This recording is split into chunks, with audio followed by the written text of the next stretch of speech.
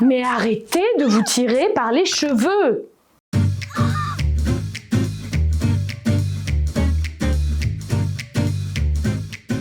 Bonjour, comme vous l'aurez compris, je vous retrouve aujourd'hui pour vous parler de l'expression « tirer par les cheveux ». Tout d'abord, laissez-moi vous expliquer ce que ça veut dire pour éviter les accidents. En effet, on peut tirer quelqu'un par les cheveux, même si ça fait mal, et puis d'ailleurs, c'est dans ce but-là. Mais ne vous inquiétez pas, personne ne sera blessé pendant ce tournage. L'expression « tirer par les cheveux » veut dire qu'une histoire est exagérée, peu crédible, très difficile à croire, car ce n'est pas du tout logique.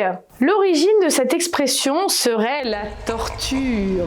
Bon alors, il y a plusieurs méthodes de torturer en tirant les cheveux. D'abord, on peut tirer les cheveux pour obliger quelqu'un à avouer. Ou alors, tout simplement, on peut attacher les cheveux de quelqu'un à la queue d'un cheval jusqu'à ce que mort s'en suive. C'est pas très sympa. Après, vous choisissez la méthode qui vous convient. Je plaisante, bien sûr. Heureusement pour nous, les lois ont un petit peu changé, donc ne faites pas ça chez vous, c'est interdit et surtout c'est dangereux.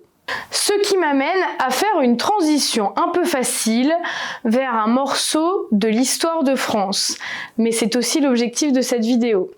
Cette expression est apparue au XVIIe siècle pendant le règne de Louis XIV, le roi Soleil. Louis XIV est né le 5 septembre 1638 au Châteauneuf de Saint-Germain-en-Laye et mort le 1er septembre 1715 à Versailles. Il a régné pendant 72 ans. C'est le plus long règne de l'histoire de France. C'est d'ailleurs l'un des plus longs règnes de l'histoire de toutes les monarchies d'Europe. Il a donc vraiment marqué son époque. Louis XIV, c'était un dieu vivant sur terre, qui portait de belles perruques. Mais alors, puisqu'on reste dans le registre des cheveux, vous allez me dire, mais pourquoi le roi portait-il des perruques? Eh bien, comme à l'époque, on ne pouvait pas encore aller en Turquie pour se faire implanter des cheveux, qu'est-ce qu'il fallait faire quand on perdait ses cheveux et qu'on devenait chauve? Eh bien, les hommes devaient porter des perruques pour cacher tout ça, parce que ça représentait une atteinte, une perte de leur virilité. Les pauvres. Et Louis XIV, au XVIIe siècle, c'était un petit peu le Karl Lagerfeld de l'Europe. C'est lui qui lançait les modes. D'ailleurs, ayant lui-même perdu ses cheveux, il commença à porter des perruques et donc tout le monde a eu envie de le suivre. D'ailleurs, comme vous le savez tous, j'en suis sûre, les Français, fidèles à leur réputation, ne se lavaient pas beaucoup.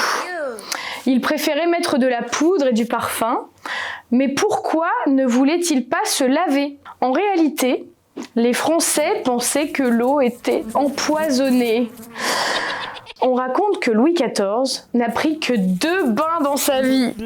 Alors merci Louis XIV pour cette belle réputation, sans qui nous ne serions pas aujourd'hui les leaders mondiaux de la parfumerie. Lors de ma prochaine vidéo, je vous expliquerai comment les perruquiers de Louis XIV ressemblaient à des merlans frits.